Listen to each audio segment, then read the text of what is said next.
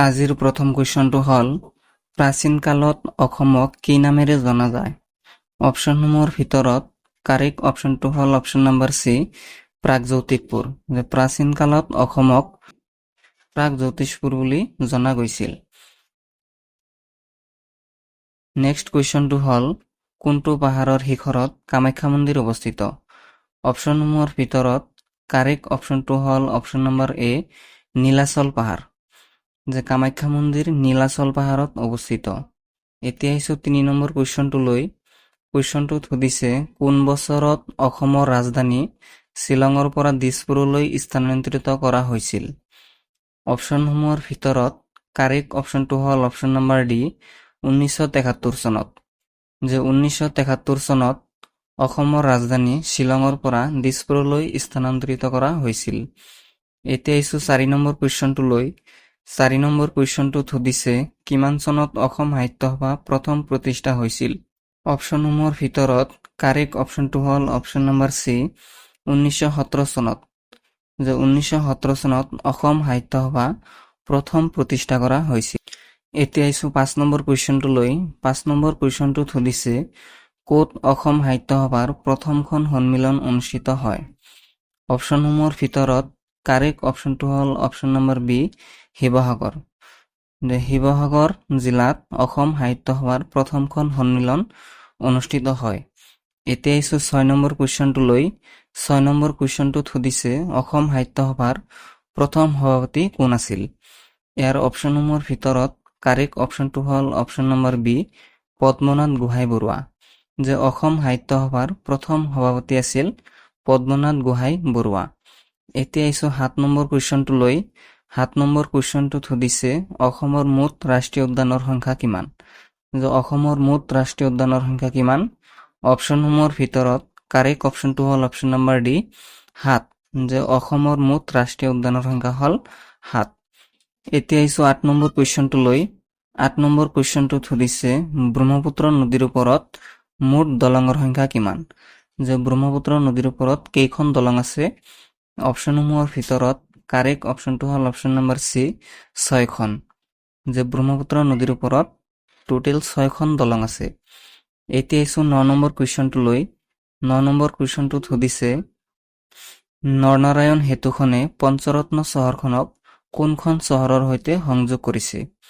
ইয়াৰ অপশ্যনসমূহৰ ভিতৰত কাৰেক্ট অপশ্যনটো হ'ল অপশ্যন নম্বৰ ডি, যোগীঘোপা। যে নৰনাৰায়ণ সেতুখনে পঞ্চৰত্ন চহৰখনক যোগীঘোপা চহৰৰ সৈতে সংযোগ কৰিছে। এতিয়া আহিছো 10 নম্বৰ কুৱেশ্যনটোলৈ। কুৱেশ্যনটোত সুধিছে অসমৰ প্ৰথম মুখ্যমন্ত্ৰী কোন আছিল? অপশ্যনসমূহৰ ভিতৰত কাৰেক্ট অপশ্যনটো হ'ল option number C, Gopinath Bordoloi. যে অসমৰ প্ৰথম মুখ্যমন্ত্ৰী আছিল গোপীনাথ বৰদলৈ। এতিয়া আহিছো 11 নম্বৰ কুৱেশ্যনটোলৈ। কুৱেশ্যনটোত সুধিছে শ্ৰীমন্ত শংকৰদেৱৰ জন্ম কোন বছৰত হৈছিল? অপশ্যনসমূহৰ ভিতৰত কাৰেক্ট অপশ্যনটো হ'ল অপশ্যন নম্বৰ চি, 1449 চনত। যে 1449 চনত শ্ৰীমন্ত শংকৰদেৱৰ জন্ম হৈছিল। এতিয়া আহিছো 12 নম্বৰ কুৱেশ্যনটোলৈ। 12 নম্বৰ কুৱেশ্যনটোত সুধিছে কোন চনত প্ৰথমখন অসমীয়া ছবি জয়মতী মুক্তি পাইছিল?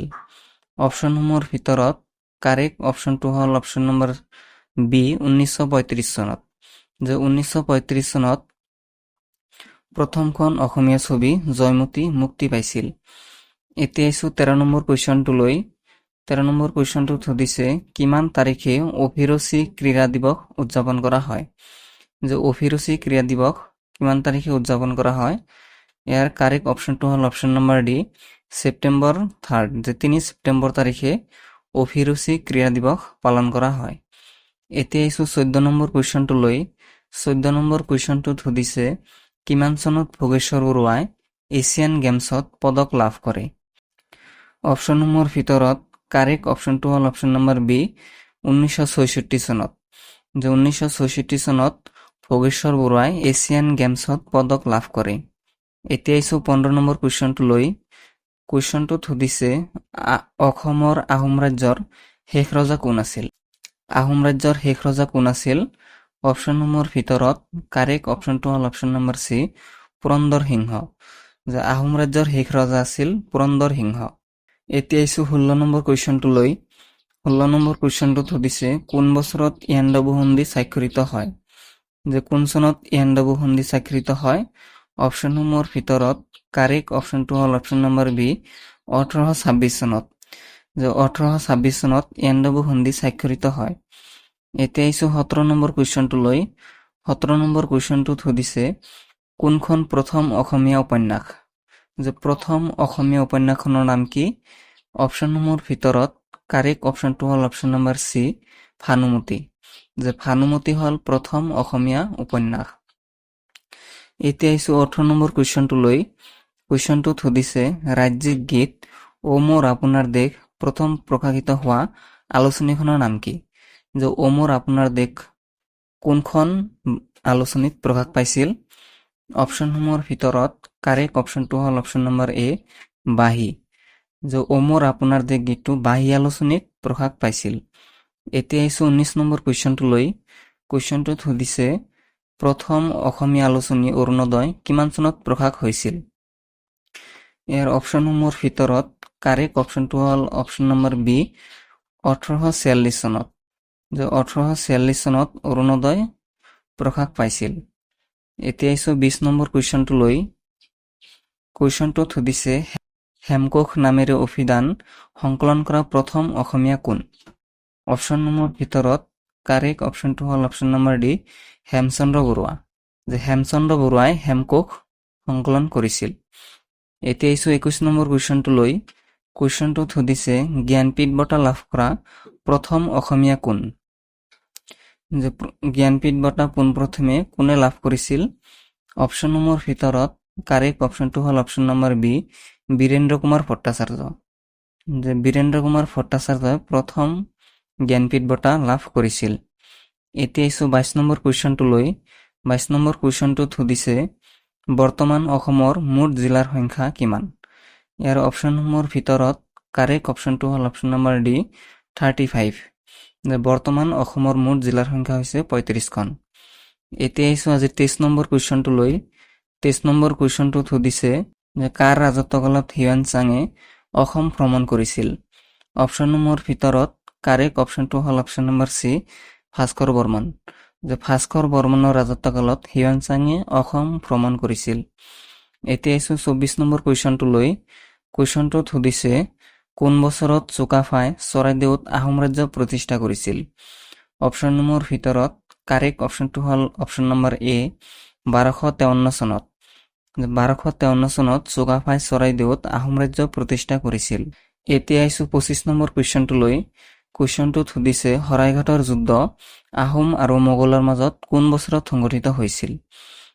এই কুৱেশ্যনটোত দুটা কুৱেশ্যন সোমাই আছে এটা হৈছে শৰাইঘাটৰ যুদ্ধ কাৰ কাৰ মাজত সংঘটিত হৈছিল এইটো হ'ল আহোম আৰু মোগলৰ মাজত সংঘটিত হৈছিল আৰু শৰাইঘাটৰ যুদ্ধ কিমান চনত হৈছিল ইয়াৰ কাৰেক্ট অপশ্যনটো হ'ল অপশ্যন নম্বৰ ডি 1671 চনত যে শৰাইঘাটৰ যুদ্ধ আহোম আৰু মোগলৰ মাজত 1671 চনত সংঘটিত হৈছিল এতিয়া আহিছোঁ 26 নম্বৰ কুৱেশ্যনটোলৈ কুৱেশ্যনটোত সুধিছে মহাত্মা গান্ধীয়ে কোনটো বছৰত প্ৰথমবাৰ অসম ভ্ৰমণ কৰিছিল অপশ্যনসমূহৰ ভিতৰত কাৰেক্ট অপশ্যনটো হ'ল অপশ্যন নম্বৰ ডি 1921 চনত যে মহাত্মা গান্ধীয়ে 1921 চনত প্ৰথমবাৰৰ বাবে অসম ভ্ৰমণ কৰিছিল এতিয়া আহিছোঁ 27 নম্বৰ কুৱেশ্যনটোলৈ 27 নম্বৰ কুৱেশ্যনটোত সুধিছে সাহিত্য একাডেমি বঁটা লাভ কৰা প্ৰথম গ্ৰন্থ কোনটো অপশ্যনসমূহৰ ভিতৰত কাৰেক্ট অপশ্যনটো হ'ল অপশ্যন নম্বৰ বি বনফুল সাহিত্য একাডেমি বঁটা লাভ কৰা প্ৰথমখন গ্ৰন্থ হ'ল বনফুল এতিয়া আহিছোঁ 28 নম্বৰ কুৱেশ্যনটোলৈ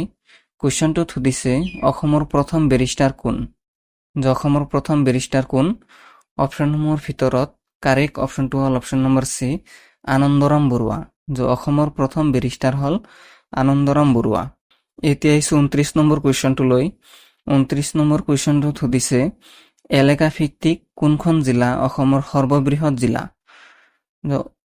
তলত দিয়া জিলাসমূহৰ ভিতৰত আটাইতকৈ ডাঙৰ জিলা কোনখন অপশ্যনসমূহৰ ভিতৰত কাৰেক্ট অপশ্যনটো হ'ল option number D Karbi Anglong যে কাৰ্বি আংলং জিলাখন অসমৰ ভিতৰত আটাইতকৈ ডাঙৰ জিলা এতিয়া আহিছোঁ 30 নম্বৰ কুৱেশ্যনটোলৈ কুৱেশ্যনটোত সুধিছে যে কোন জিলাত গৰমপানী বন্যপ্ৰাণী অভয়াৰণ্য অৱস্থিত ইয়াৰ কাৰেক্ট অপশ্যনটো হ'ল option number C Karbi Anglong যে গৰমপানী বন্যপ্ৰাণী অভয়াৰণ্যখন কাৰ্বি আংলং জিলাত অৱস্থিত। এতিয়া আহিছোঁ 31 নম্বৰ কুৱেশ্যনটো লৈ। কুৱেশ্যনটোত সুধিছে কোনটো বছৰত অসমত ৰাষ্ট্ৰীয় খেল অনুষ্ঠিত হৈছিল। অপশ্যনসমূহৰ ভিতৰত কাৰেক্ট অপশ্যনটো হ'ল অপশ্যন নম্বৰ ডি 2007 চনত। 2007 চনত অসমত ৰাষ্ট্ৰীয় খেল অনুষ্ঠিত হৈছিল। এতিয়া আহিছোঁ 32 নম্বৰ কুৱেশ্যনটো লৈ।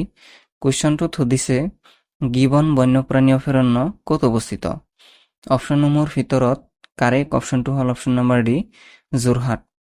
গিবন বন্যপ্ৰাণী অভয়াৰণ্যখন যোৰহাটত অৱস্থিত। এতিয়া আহিছোঁ 33 নম্বৰ কুৱেশ্যনটো লৈ। 33 নম্বৰ কুৱেশ্যনটোত সুধিছে নিলাম কেন্দ্ৰ কোন বৰ্ষত প্ৰতিষ্ঠা কৰা হয়। অপশ্যনসমূহৰ ভিতৰত কাৰেক্ট অপশ্যনটো হ'ল অপশ্যন নম্বৰ এ 1970 চনত।